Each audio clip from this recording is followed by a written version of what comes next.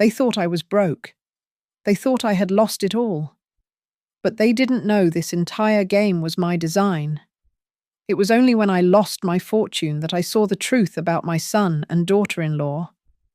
The reality is, they didn't just want the money. They wanted my entire existence erased. My name is Margaret, though most people call me Margot. At 58 years old, I am, or rather was, a retired real estate investor here in Austin, Texas. You do not build an empire from the red Texas dust without a mind like a steel trap. Mine is sharper than ever. I have one son, Julian. He and his wife, Chloe, are my only family. Or so I thought. In the last 6 months, their concern for me became specific. Their visits grew more frequent. But the conversations always veered away from my life and toward my assets. Julian, who never showed an interest in business, would suddenly bring up incredible low-risk investment opportunities he'd heard about. Chloe, with her manufactured smile, would chime in. "We were just talking. Margot," she'd say, resting a hand on my arm. "We just want to make sure you're protected. Have you updated your will recently, just to make sure everything is tidy?" Tidy. The word hung in the air like a bad smell. They weren't worried about my health. They were worried about their inheritance. They looked at me and saw a balance sheet, and they were clearly getting impatient for the final accounting. That deep, primal instinct that saved me from bad deals countless times began to scream. I trust my gut. It has never failed me. I made a quiet call and arranged a meeting with my financial advisor, Arthur. Arthur is more than an advisor. He's one of my oldest friends, a man I trust with my life. We met at a hole-in-the-wall diner, miles from our usual haunts. "They're circling." "Arthur?" I said, stirring my black coffee. "They're pushing for my will."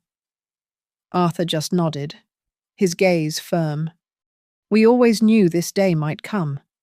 "Margot, it's time to enact the plan." We had designed this contingency years ago, a financial firewall in case the worst ever happened. It was ruthless, and it was perfect. Over the next 48 hours, Arthur worked silently. The bulk of my fortune, the real estate holdings, the stocks, the liquid cash, was moved. It wasn't sold. It was transferred into an intricate, hidden, and completely inaccessible trust, a fortress of finance, managed only by Arthur, invisible to the rest of the world. On paper, Margaret Reynolds was about to be wiped out. In reality, I was more secure than ever. I waited 2 days. Then, I made the call. I let my hands tremble. I forced the practiced sob into my throat. "Julian," I whispered, my voice cracking. "Julian. Oh God. Mom? What is it? What's wrong?" I paused, letting the silence stretch before I delivered the line. "It's gone. Everything. A bad investment. A European fund. It collapsed. Julian. I'm ruined. I've lost it all." The reaction on the other end was the most terrifying thing I have ever heard. It was not, "Oh, Mum, we're on our way." It was not, "It's just money. We'll help you." It was silence. A cold, dead, calculating silence that lasted 4 full seconds. I heard Chloe's sharp whisper in the background, too faint to make out. Then, Julian's voice, tight and strange. "Mum, calm down. You lost. Everything? How much? Exactly how much is gone?" "Not. Are you okay?" "But how much is gone? They generously offered to let me move in with them. You can't stay in that big house if the bank is seizing it." "Mum?" Julian said, his voice a poor imitation of sympathy. We have the guest room. It's small, but we'll make do. It's the least we can do. The guest room. In the smaller, charming bungalow I had bought for them outright as a wedding present. The little twist they seemed to forget, I only let them live there. Rent-free. The deed, the legal ownership of that house, was still 100% in my name, tucked away in my safe. They were offering to let me, a beggar, live in my own house. I let my shoulders slump. I made my voice small and broken. Thank you, I cried, the tears now genuine, though not for the reason they thought. I don't know what I would do without you. I packed a single suitcase, playing the part of the defeated, elderly woman. I left my mansion, locked the door, and moved into the spare room of my own property. The performance of my life had begun. I am a much better actor than I ever gave myself credit for. I shuffled through the hallways of my own bungalow, clad in my oldest, most faded housecoats. My hair, usually perfectly coiffed, I left uncombed and slightly greasy. I ate sparingly, picking at the small, joyless meals. Chloe prepared thin soups and dry toast, claiming my shock had stolen my appetite. I found a corner in the living room, near a window, and would sit there for hours, staring out at the yard, occasionally dabbing at my eyes with a balled-up tissue. The role of the broken, impoverished matriarch fit me like a glove. Their kindness was a thin, brittle veneer. Here you go, Margot, Chloe would say, her voice dripping with artificial sweetness as she placed a cup of lukewarm tea on the coaster, just out of my easy reach. Try to drink this. It'll make you feel better. Julian would pat my shoulder, a gesture that felt more like a physical push than a comfort. We'll get through this, Mom. We're all adjusting. Adjusting. That was the word I heard them whisper late at night. Their bedroom was just down the hall from my guest room, and their walls were thin. I lay awake, listening, my hearing sharper than they knew. They never spoke about helping me recover, or about financial strategies, or about the injustice of my loss. They spoke in code. Did you check the timeline? I heard Chloe hiss one night, the words sharp in the dark. This is taking longer than he said. Julian's reply was a low rumble. It has to look natural. We just have to hold on. When will things settle down? I can't keep this up. Settle. Like silt at the bottom of a pond. I was the dirt they were waiting to settle. The mask slipped in small, telling ways. One afternoon, Chloe was cooking, her hand flashing under the kitchen light as she stirred a pot. A new, gold Cartier watch gleamed on her wrist. I knew my jewelry. That was no fake. It was the $20,000 model I had idly pointed out in a magazine 6 months ago. I kept my voice weak. Oh, Chloe, what a beautiful watch. Is it new? She froze for a second, her smile tightening. This old thing, Margot, it's just a super fake. I got it on a website for practically nothing. It's silly, but it makes me feel fancy. She laughed, a sound like glass breaking. She was wearing a watch that cost more than a car, while her mother-in-law was supposedly destitute. The audacity was breathtaking. Julian, meanwhile, was a ghost in his own home. I'm on the hunt, Mum, he'd announce at breakfast, full of false energy. Networking, putting out feelers, big interview this afternoon. Then he would disappear into his home office, the one I had furnished for him, and lock the door. He would be in there for 8, sometimes 10 hours.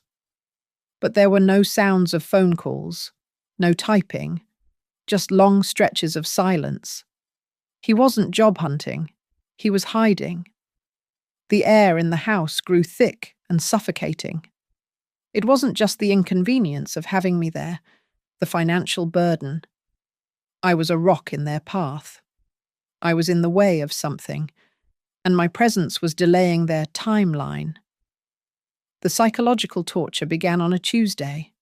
It was subtle, almost deniable. A brochure, glossy and colourful, left on the kitchen table right next to the mail. Silver Creek Meadows, Compassionate Senior Living. I pretended not to see it. 2 days later, another one appeared, this time on the coffee table in front of my chair. Willowbrook Assisted Care, a place for them? Chloe would find them as she cleaned.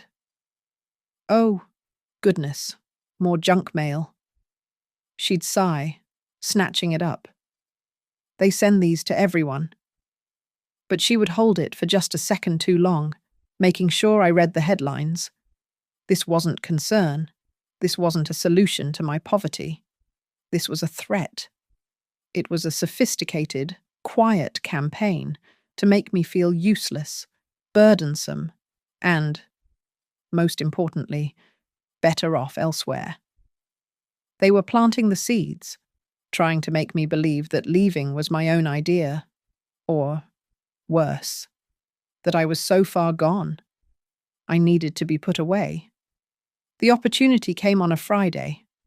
I had adopted the habit of tidying up around the house, a pathetic attempt to earn my keep, as I'd overheard Chloe call it. I was wiping down the hallway floorboards with a damp rag, my knees aching, when Julian burst out of his office. He was on his phone, clearly agitated, his voice low and angry. "I told you it's handled," he snapped into the receiver. "I'm heading there now. Don't call me again." He grabbed his keys from the bowl by the door and slammed it behind him. He was in such a hurry, he forgot. I waited, holding my breath, listening. I didn't hear the familiar, heavy click of the deadbolt he always used on his office. My heart, which had been beating with the slow, steady rhythm of a hibernating bear, suddenly hammered against my ribs.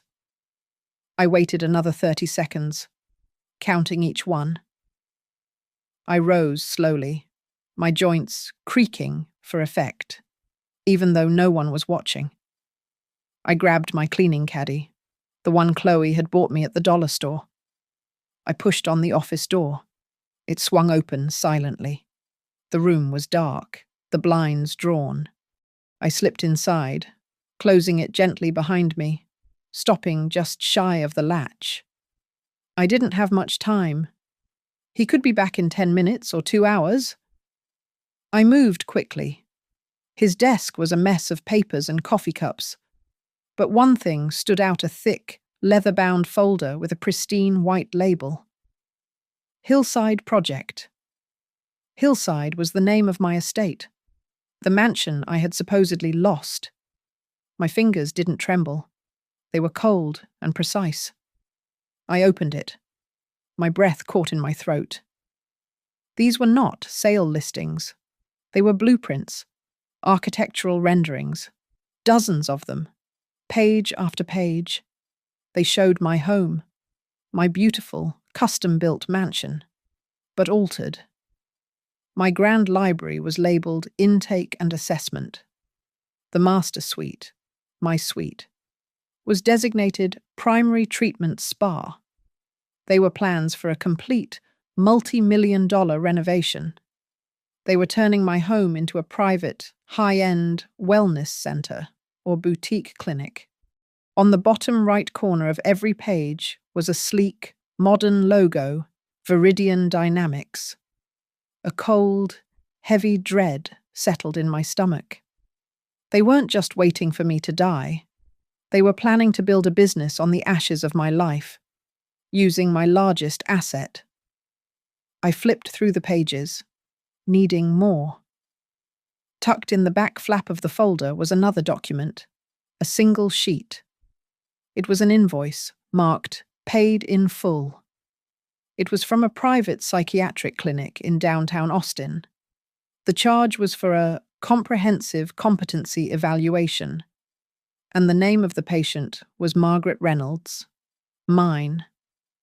My blood turned to ice. They weren't just waiting, they were accelerating the process. I dug into the pocket of my faded housecoat and pulled out my old phone. It was a 10-year-old flip phone shell I had meticulously hollowed out. Inside sat a brand new, top-of-the-line smartphone, its screen dark. I powered it on. The phone's camera was silent. I began photographing every page, the blueprints, the company name, and especially the invoice. That's when I saw the detail that stopped my breathing. The appointment was scheduled for next week, Tuesday, at 10 in the morning. And beside the appointment details was a small, typed note.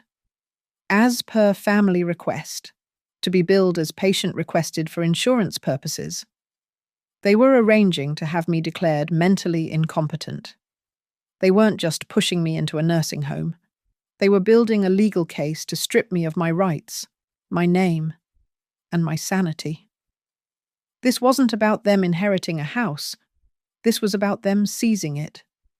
And they were going to use my own son's testimony and a fraudulent medical report to do it. I was out of the house before Julian returned. A walk to clear my head, I'd mumbled to Chloe, who barely looked up from her phone. I went straight to the same diner where Arthur and I had first met, the one that smelled of stale coffee and old grease. He was already there, in the back booth, a copy of the Wall Street Journal hiding his face. I slid into the vinyl seat and pushed the smartphone across the table. "Look at the photos," I said, my voice low and steady. "Do it under the table." He didn't ask questions. He slipped the phone into his lap. I watched his face as he scrolled. His jaw tightened. His knuckles, wrapped around his coffee mug, turned white. When he finally looked up, the usual kindness in his eyes was gone, replaced by a cold, quiet fury I had never seen. "Margot," he said, his voice barely a whisper. "They're trying to have you committed." "I know," I said. "Hillside Project, Viridian Dynamics. Find out what they are. Arthur. Find out everything." He nodded once, slid the phone back to me, and put a $20 bill on the table. "Go back to the house. Keep playing your part. I'll call you tonight. At 7. On this number. Don't talk to me again." He left without another word. I went back to the bungalow and resumed my role as the grieving, broken woman. The hours dragged by. Every minute felt like an hour. At 6:59 in the evening, I was in the small, shared bathroom, running the faucet to cover the sound. At exactly 7, my burner phone vibrated. I answered. "Arthur." "It's worse than we thought," he said, his voice clipped and all business. "Viridian Dynamics is a shell corporation, registered in Delaware 6 months ago.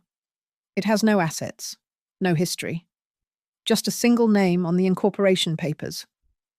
He paused. "It's Chloe." The floor seemed to drop out from under me. Chloe. Not just a greedy participant, but the architect. She used her interior design degree as the basis for the company profile. Arthur continued. "But it's a front. She set this all up before you lost your money.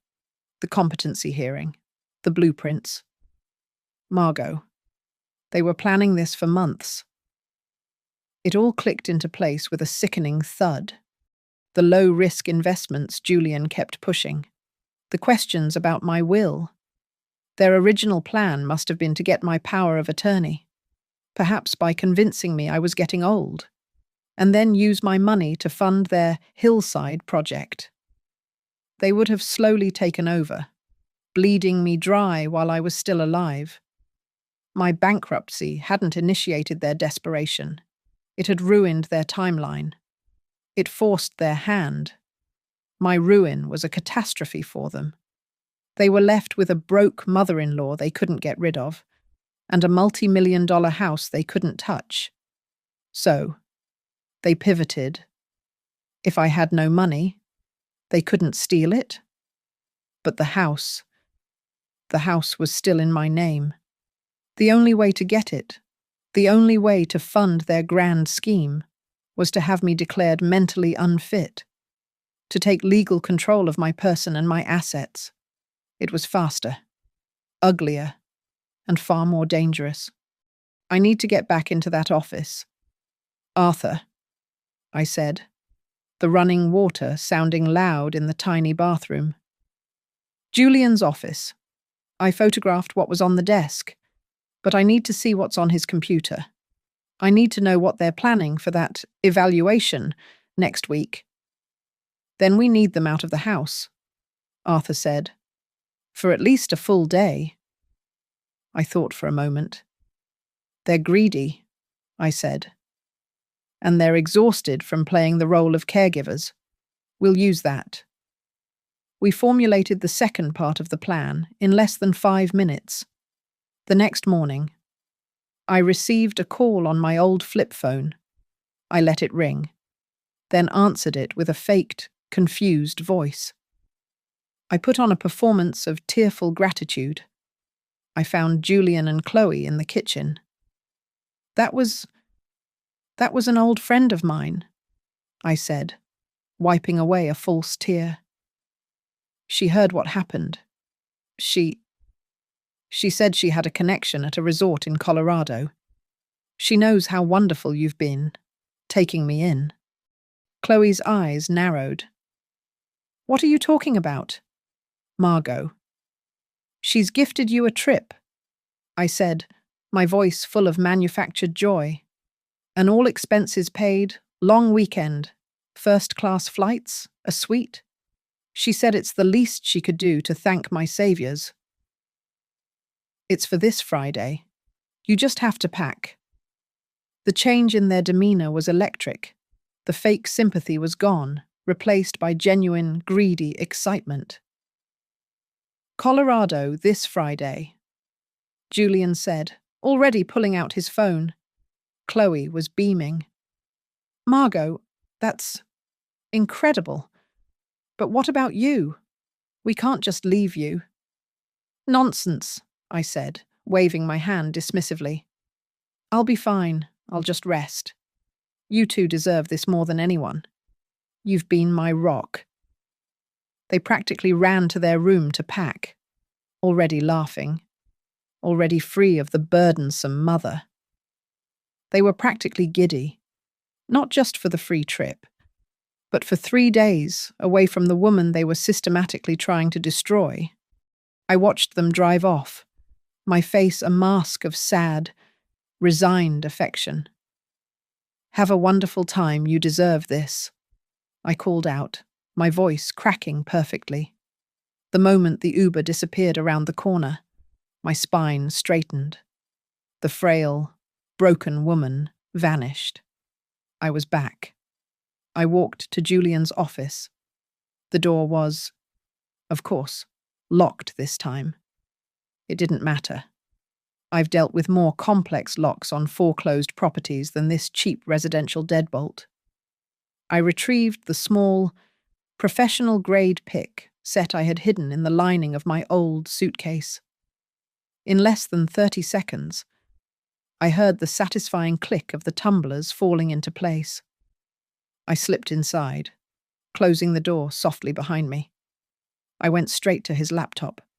I sat in his chair, the glow of the login screen illuminating the dark room. It required a password.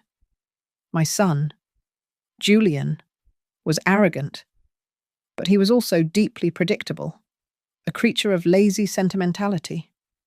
I tried his birthday. Access denied. I tried their anniversary. Access denied. Then, with a cold, hollow feeling, I typed in my own birthday. Click. The desktop appeared. The sheer, narcissistic audacity of it. He was actively plotting to destroy me while using the day of my birth as the key to his secrets. I am not just good with real estate, I am excellent with technology. People my age are supposed to be technophobes. I've been coding as a hobby since the 1980s. I didn't bother looking through his visible files. I went for the ghosts. I opened his browser, pulled up the console, and ran a simple command to restore his recently deleted search history. The list that populated the screen was a digital confession. He wasn't looking for work. He was researching. How to legally declare a parent incompetent in Texas. What are the legal standards for elder guardianship? Undetectable drugs that cause temporary confusion and memory loss. Side effects of diuretics in elderly patients. Symptoms of sudden onset dementia. And, most chillingly, flexible psychiatric examiners in Austin. He wasn't just waiting for me to fail. He was actively creating a failure. But Julian was the hand, not the brain. I needed to see the architect's plans. I went straight to his cloud drive, where I knew he and Chloe synced their household documents. It was all there. Her email archives, backed up meticulously. I ran a search in her archive for the name of the clinic, Dr. Elias Thorne. A thread of emails appeared, a long, sickening conversation. Chloe's tone was all business. She was in communication with this corrupt doctor, planning the evaluation for next Tuesday.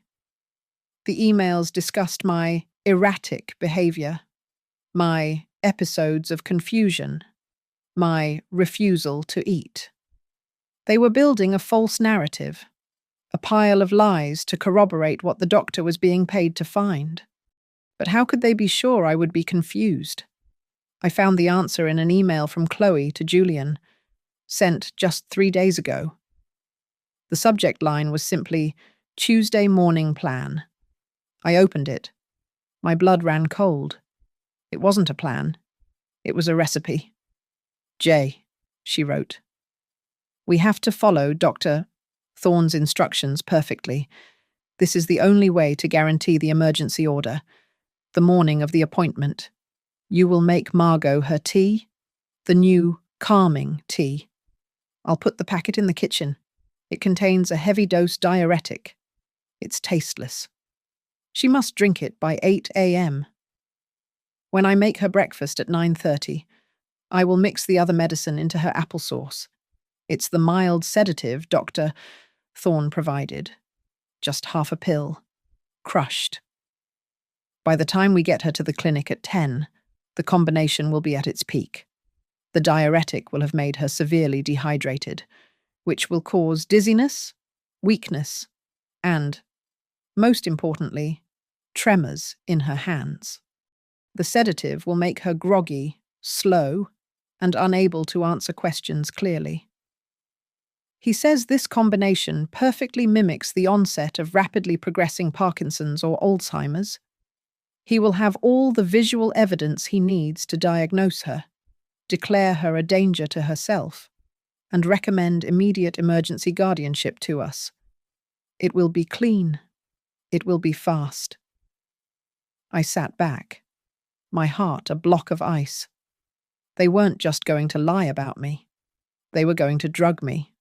They were going to physically poison me to create the symptoms they needed to steal my life. This wasn't just greed. This was monstrous. My hands were steady as I plugged a high-capacity USB drive into his laptop.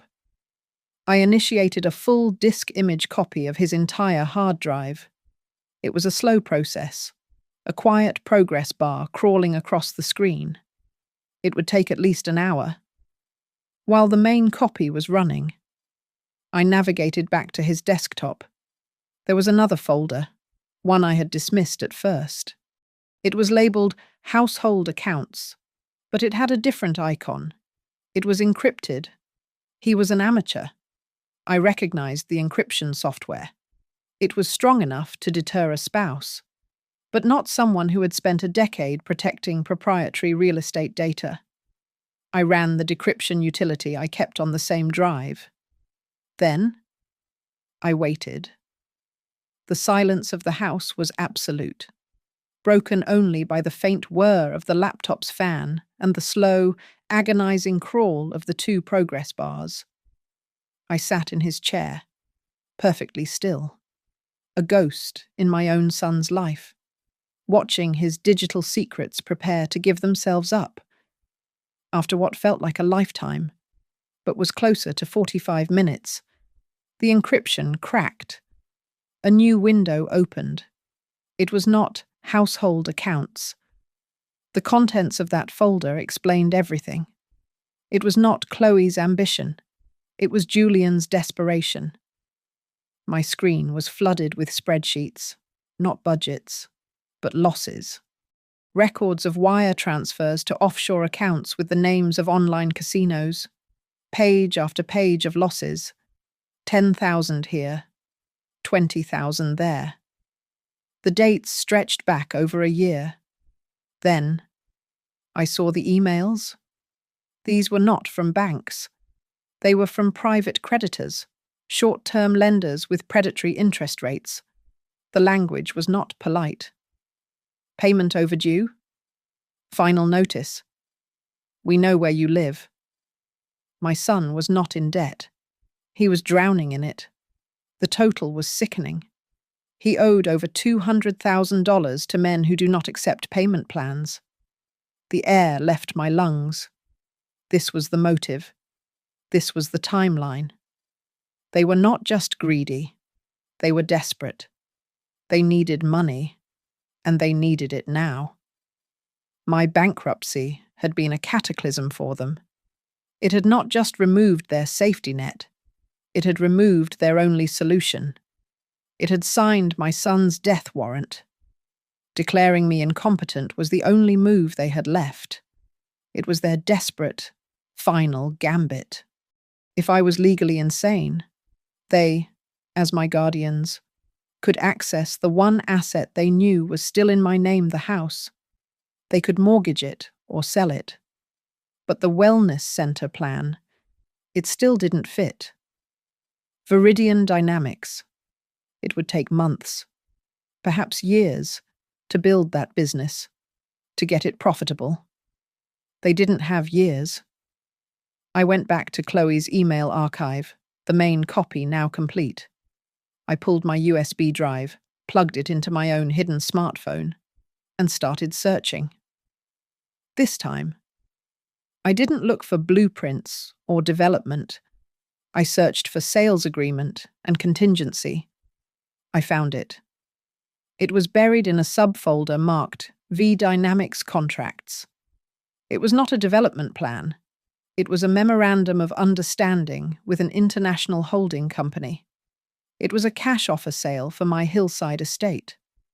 The price was criminally low for a quick sale, but it was more than enough to cover Julian's debts. And there, in the fine print, was the contingency clause. Sale is contingent upon sellers, Julian and Chloe Reynolds, providing proof of full legal guardianship and power of attorney over the current owner, Margaret Reynolds, by the 30th of this month. Chloe was not his partner. She was his handler. She was the mastermind. She had engineered this entire facade.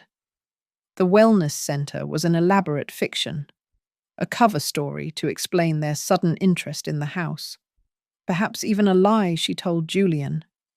The real plan was liquidation. I felt a final, cold question rise in my throat. What was their plan for me, after I was drugged, declared unstable, and they had sold my home? I went back to Julian's search history. The glossy brochures for Silver Creek Meadows were a lie, a psychological tool. His real searches, the ones from the encrypted folder, were different. Medicaid-only nursing facilities. Austin. Legal minimum standard of care. Elder Homes, Texas. How to transfer guardianship to the state. They were not planning to care for me. They were not even planning to put me in the average, mediocre home. They were researching the cheapest, most awful, state-funded facilities, places where you are sent to be forgotten. They were going to have me drugged, declared insane, sell my home to pay off a gambling debt, and then dump me in a state-run warehouse to die. They were not just stealing my money. They were planning my legal erasure. I was still sitting in Julian's office, the data from his laptop now secure on my encrypted drive. I had the core of their plan, the manufactured incompetence, the corrupt doctor, the quick sale of my home to pay Julian's debts, and my banishment to a state-run facility. It was a complete, horrifying picture. But something was nagging at me. Chloe, the shell company, Viridian Dynamics, was her creation. It was sleek, professional, and set up months in advance. It felt too sophisticated, too patient. Was she really this meticulous, just to save her gambling, idiotic husband? Was she truly this dedicated to a man who, based on his own encrypted files, was a vortex of weakness and debt? I unplugged my drive from his laptop and sat there in the silence, analyzing the copied data on my own, far more secure, smartphone. I went back to her email archive. I had seen the V Dynamics contracts folder, and I'd seen the household accounts folder that detailed Julian's debts. But there was another encrypted folder. Its name was Camouflage Design Inspirations. Why would Chloe, a woman of supreme, cold calculation, encrypt a folder of fabric swatches and color palettes? I ran my decryption utility again. The contents were not designs. It was surveillance. The folder was a meticulous archive of Julian. It was filled with images and screenshots, dozens of them.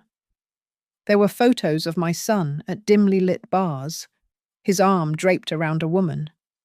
Photos of him in a park, laughing. Photos of him kissing a woman on the street, his hand tangled in her hair. It was not Chloe. This woman was young, barely 25, with bright blonde hair and a manufactured, vacant smile. The photos were time-stamped, stretching back nearly a year. They were candid, shot from a distance, as if by a private investigator. But Chloe was too cheap for that. No, she had taken these herself, or she had followed him. Interspersed with the photos were screenshots, text messages. "I'll be late. Margot is being difficult. I'll tell Chloe I'm working. Can't wait to see you." My son, while plotting to destroy his mother, was also betraying his wife. But the horrifying realization was that Chloe knew. She wasn't an angry, betrayed spouse. She was a collector. The vertigo of a true double cross hit me so hard I felt dizzy. She was not trying to save Julian. She was not his partner in crime out of love or loyalty. She was building a different kind of case. I looked at the files again, and the true, crystalline, and monstrous plan became clear. Folder 1. Julian's gambling debts. Evidence of his financial instability and secrecy. Folder 2. Julian's long-term, documented affair. Evidence of his infidelity and moral failure. Folder 3. The Viridian Dynamics contracts and the plan to sell my house. The asset. Chloe's real plan was not a partnership. It was a scorched earth hostile takeover. Step 1. Play the supportive wife. Help her desperate husband solve his life-threatening debt problem using the only asset available, his mother. Step 2. Use her superior intellect to mastermind the entire incompetence plot. complete with the doctor, the drugs, and the legal framework. Step 3. Gain joint guardianship with Julian. Be the strong one he could lean on. Step 4. Execute the quick sale of my estate. Get the cash. Step 5.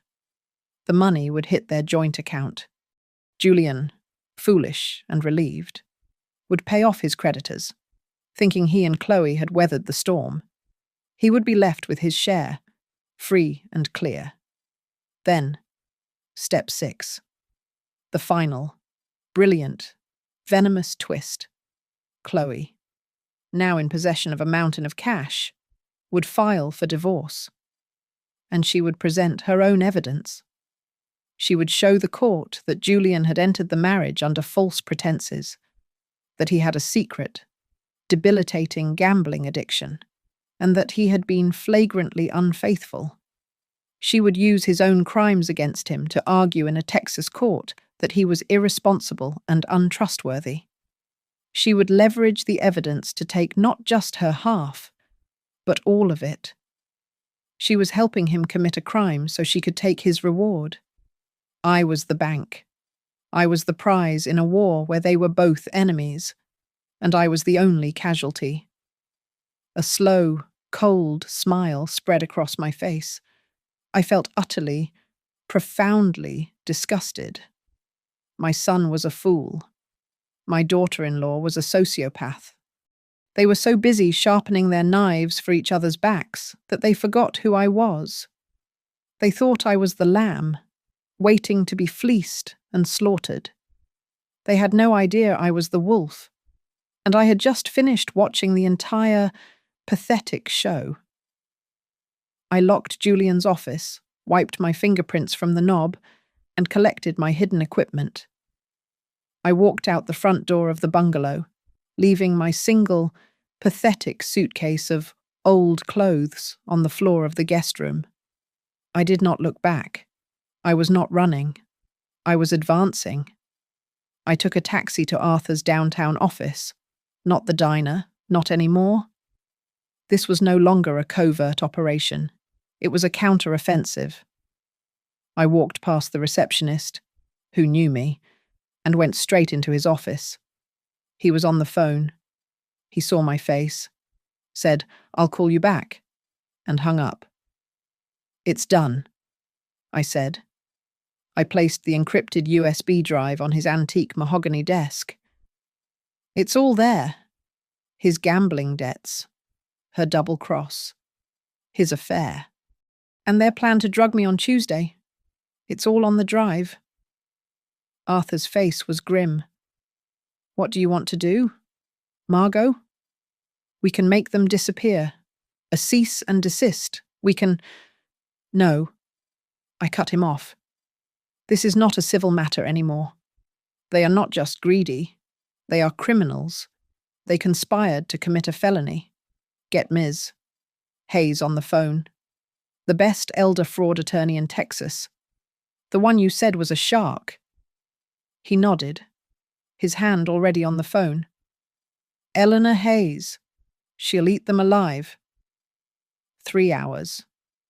That's all it took. Eleanor Hayes was a woman in her late 50s, like me, with eyes that looked like they could etch glass. We met in a sterile high-rise boardroom. I didn't give her an emotional story. I gave her the data. She listened, her face impassive, as I laid out the plan, the drugs, the forged medical report, the quick sale, the state-run home. When I was finished, she didn't offer condolences. She offered a plan of attack. "First," she said, her voice like a scalpel, "we protect you. Then, we annihilate them." In those 3 hours, I signed an emergency restraining order, citing the documented conspiracy to drug me as an immediate physical threat. While I was signing, Arthur was making calls. By the time I left the lawyer's office, a bonded locksmith was already at the bungalow, changing every lock. The new keys were en route to Arthur's office. My generous offer of a home was officially rescinded. "What about the hillside estate?" Eleanor asked. "The security on your main house." "Arthur is handling it," I said. Arthur had, indeed, already hired a private, off-duty police security team. They would be posted at my gate by nightfall, with explicit instructions not to allow entry to Julian or Chloe Reynolds. "And the others?" Eleanor said, tapping the USB drive. "The doctor. My office is already drafting the official complaint to the Texas Medical Board, along with a full evidence package for the district attorney's office. Dr.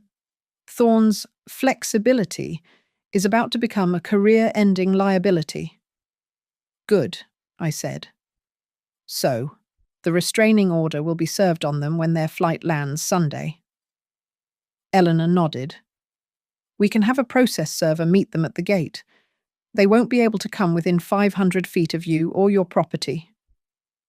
I thought about that. Them, stepping off the plane, tanned and smug, only to be handed a legal document that barred them from their own lives. It was clean. It was efficient. But it was not enough. "No," I said. Arthur and Eleanor both looked at me. "I'm not going to have them served at the airport." "Margot," Arthur said. "That's the safest." "I'm not interested in safe." "Arthur, I've been safe. I've been hiding. I've been playing a role for weeks. I want to see their faces when they realize the game is over. I want to be the one to tell them."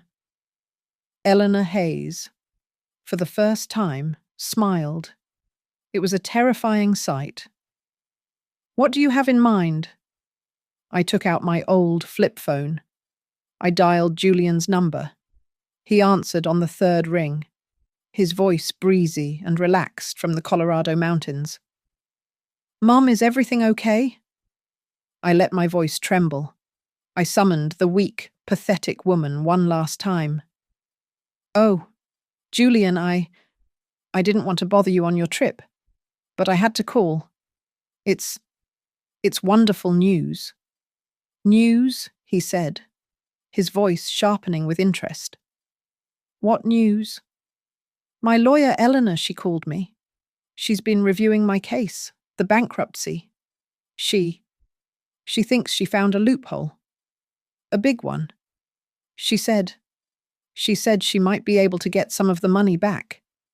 She wants to have a meeting. With all of us." The silence on the other end was electric. I could hear Chloe's muffled voice. What is it?" "When?" Julian said, his voice tight. "When you get back. Sunday night. She said to come to the main house, to Hillside, at 7 o'clock.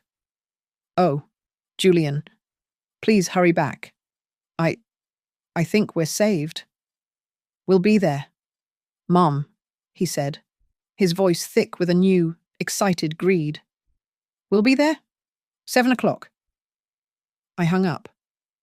"They'll come," I said to Eleanor. "They'll be walking right into the lion's den, thinking they're about to be handed a feast." "I'll be there," Eleanor said. "And I'll bring associates." "And I," Arthur added, "will be there as well." I arranged for my security team to be present, but discreet. I gave them one simple instruction. At 6:55 on Sunday, you will allow Julian and Chloe Reynolds to enter the property. You will let them walk to the front door, and you will not, under any circumstances, let them leave. They arrived at 7 o'clock on the dot, just as the Texas sun was bleeding out, painting the sky in shades of bruised purple and orange. The main gates to Hillside, my gates, swung open for them. I watched on a security monitor as their rental car crunched up the long gravel driveway. They were laughing. Chloe was touching her tan-colored arm, and Julian was gesturing animatedly. They looked relaxed, confident, and utterly self-assured. Two predators returning to the kill. anticipating a reward for their patience. They walked straight into the grand foyer, their footsteps echoing on the marble I had imported from Italy. "Mom," Julian called out, his voice bouncing off the high ceiling. "We're here. Where's the lawyer?" "In here. Julian?" I said. My voice was calm and clear. It did not tremble. It did not whisper. They appeared in the arched doorway of the formal living room, and they froze. I was sitting in my favourite high-backed armchair, the one they thought they would be selling. I was not wearing a faded housecoat. I was wearing a sharp, tailored, crimson dress, the colour of dried blood. My hair was perfectly styled. My makeup was flawless. I was the woman who had built an empire, not the woman they had been torturing. To my right, standing like a granite statue, was Arthur. To my left, looking as though she were about to address a hostile board, was Eleanor Hayes, my lawyer. The air in the room, which they had expected to be full of desperate hope, was as cold and still as a tomb. Chloe, as always, was the first to react. Her eyes darted from me to Arthur, to Eleanor, and back to me. The manufactured smile on her face twitched, faltering. "Margot," she said, and her voice was a fraction too high. "What is this? You look well." I gave her a small, tight smile. "I've always been well." Chloe. Julian, beautifully oblivious, was still on the scent of the money. He strode into the room, rubbing his hands together. "Mum, this is great. So, what did Eleanor find? This loophole, is it real? How much are we getting back? Did the investment fund collapse or not?" I said nothing. I simply looked at Arthur. He nodded once, stepped to a side table, and picked up 2 thick, spiral-bound documents. They were not flimsy folders. They were heavy, substantial volumes, at least 200 pages each. "Mr. Reynolds, Mrs. Reynolds?" Arthur said, his voice the epitome of professional detachment.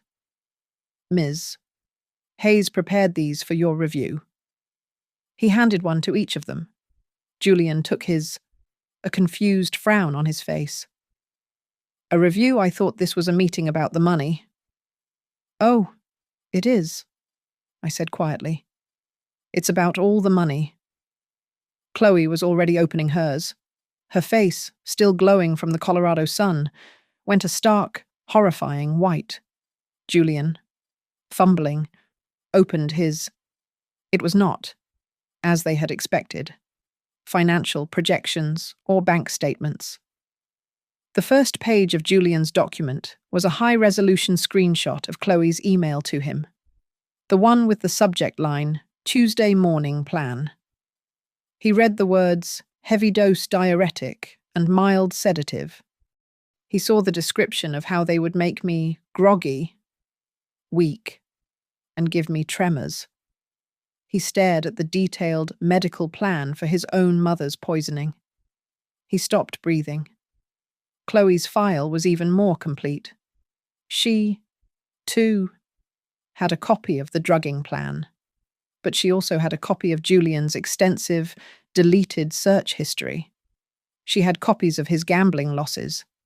And, to complete the set, she had page after page of high-quality photographs, the ones she had taken, the ones of Julian and his blonde mistress. She looked at her own surveillance, now used as evidence against her, and she knew, in that instant, that I had seen everything. She saw her entire, secret, double-crossing plan laid bare, not just for me, but for the husband she was also planning to betray. Her hand, the one wearing the Cartier watch, began to visibly shake. The silence in the room was absolute, heavy, and cold. Julian stared at the document, his knuckles white as he gripped the pages. Chloe, however, was already trying to calculate the next move. She looked up, her eyes wide, attempting to feign a tearful panic. "Margot, what is this?" she stammered. "This isn't true. It's a misunderstanding." I let the silence sit for another beat before I spoke. My voice cut through the room, sharp and cold as the steel trap I had always been known for. "I lost my fortune," I said, my gaze locking onto them both. "And in doing so, I saw exactly who you are. The reality is, you are not family. You are predators." "No," Chloe cried, stepping forward. "That's not. We were just worried. We were worried about your health. You were confused. You weren't eating. We were just trying to help." I laughed. It was not a pleasant sound. "Worried," I said, the word dripping with contempt. "You were worried when you had an appointment scheduled for next Tuesday. Were you worried when you planned to drug me with a diuretic and a sedative to make me appear confused and trembling in front of a corrupt doctor?" Julian's head snapped up. His face was a mask of confusion and horror. Not at me, but at Chloe. "You were worried when you drew up plans to sell this house to an international conglomerate, contingent on my being declared legally insane. Was that concern?" "Chloe." Julian turned on her, his face pale, the document shaking in his hand. A nice place. You said we'd put her in a nice place. You said nothing about selling the house. You said it was a wellness center. What is this?" Chloe, cornered, dropped all pretense. Her face twisted into a mask of pure, unfiltered rage, directed not at me, but at her husband. "You idiot," she spat at him.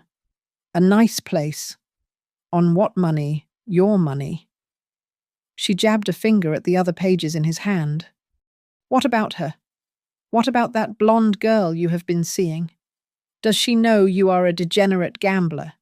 Does she know you owe over $200,000 to men who are threatening to break your legs?" "What?" Julian recoiled as if struck.